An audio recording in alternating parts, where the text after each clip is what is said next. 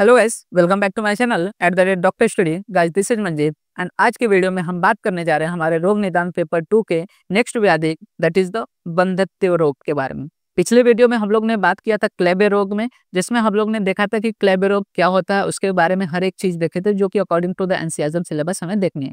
उसी तरह जो बंधत्व रोग है वो भी हमें according to the NCERT syllabus देखना है। इसमें भी आपको ज्यादा से ज्यादा एमसीक्यूसी पूछे जा सकते हैं, तो उसी के अकॉर्डिंग हम लोग सारी चीजें पढ़ने वाले हैं। तो चलिए स्टार्ट करते हैं। सबसे पहले हम देखते हैं बंधत्व रोग होता क्या है। तो बेसिकली अगर हम लोग मॉडर्न साइंस की बात करें तो बंधत्व जो रोग है उसको हम लोग कंपेयर कर सकते हैं विद द फीमेल इनफर्टिलिटी। ठीक है, जो बंधत्व रोग है इसको हम लोग किससे कंपेयर कर सकते हैं? फीमेल इनफर्टिलिटी के साथ। मतलब कि यहाँ पे क्या होता है, जो फीमेल्स होते हैं उनमें किसी न किसी कारण से जो इनफर्टिलिटी होती है उसी को हम लोग बोलते हैं बंधत्व रोग। अब बेसिकली निदान की बात करें कि किन किन कारणों से बेसिकली स्त्रियों में ये बंधत्व रोग उत्पन्न होता है, तो बेसिकली बोला गया कि जो योनि व्यापक निदान है उसको बंधत्व निदान का साथ माना जा सकता है। मतलब जो बंधत्व है उसको योनि व्यापक के समान ही माना जा सकता है। इसमें बोला गया कि मिथ्या आचरणता स्त्रीणाम प्रदुष्टेन आर्तवेन च जायन्ते बीज दोषा च दैवा च श्रृणुता प्रतीका।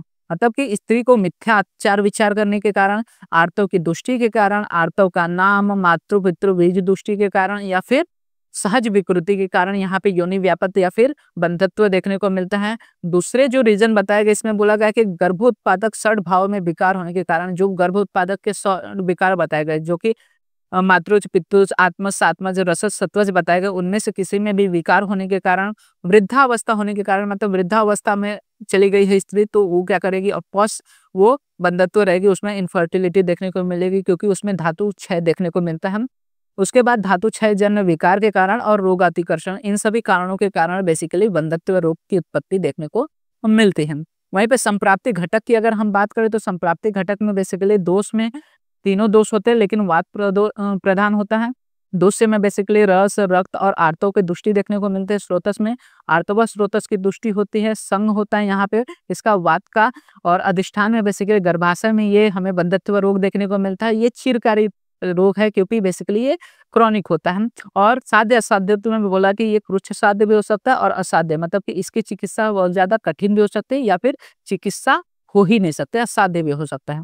लक्षण में बेसिकली इसका एक ही लक्षण होता है कि स्त्री जो होते हैं गर्भ धारण करने में असमर्थ होते हैं, मतलब कि जो स्त्री होती है वो कंसीव नहीं कर पाती बेबी को, तो यही मेन इसका लक्षण देखने को मिलता है। वहीं पर प्रकार की बात करें तो जो आचार्य हारित है उन्होंने 4 प्रकार के बंधत्व का वर्णन किया है, जिसमें काकबंध्या, अनपत्या, फिर गर्भस्रावी और मृतवत्सा जो बेसिकली बोला गया है। इस तरह से 4 प्रकार देखने को मिलता है। पहला क्या है? काकबंधा, दूसरा अनपत्या, तीसरा आता है गर्भस्रावी और चौथा बोला है मृतवत्सा। तो 4 प्रकार के जो आचार्य हारित है उन्होंने बंधत्व का वर्णन किया है।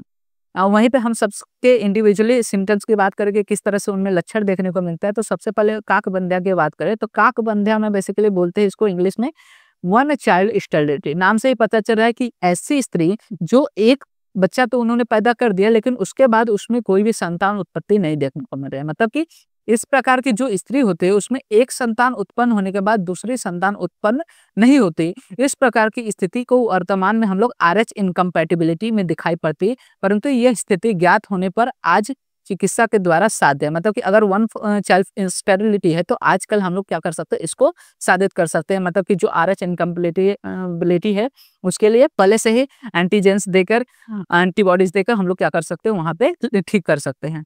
वहीं पे दूसरा आता है इसमें अनपत्या। अनपत्या मतलब कि एब्सोल्यूट स्टेरिलिटी। एब्सोल्यूट स्टेरिलिटी मतलब जो एक भी बच्चे को अभी तक उसने पैदा न किया हो या फिर उसका कभी भी गर्भधारण नहीं हुआ हो, तो इसको हम लोग प्राय सहज कारणों में इसको मानते हैं। मतलब ये कंजेनाइटल रीजंस की वजह से हमें एब्सोल्यूट स्टेरिलिटी या फिर अनपत्या की कंडीशन देखने को मिलती है।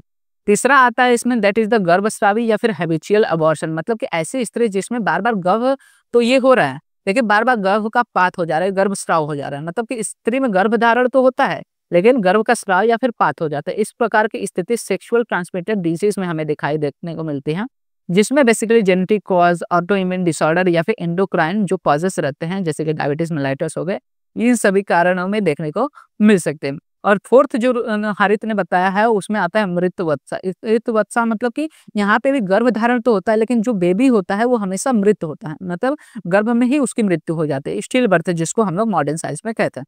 तो मतलब बोला गया कि स्त्री को गर्भधारण तो होता है परंतु वह प्रत्येक समय मृत गर्भ को ही जन्म देती है। आधुनिक चिकित्सा शास्त्र में इस प्रकार की स्थिति को हम लोग प्रॉब्लम्स इन द प्लासेंटा या फिर अम्बिलिकल कॉर्ड मानते हैं, जिसको प्रीक्लेम्सिया या फिर क्लॉटिंग डिसऑर्डर कहते हैं, जो कि इन्फेक्शन आदि के कारण देखने को मिल सकते हैं।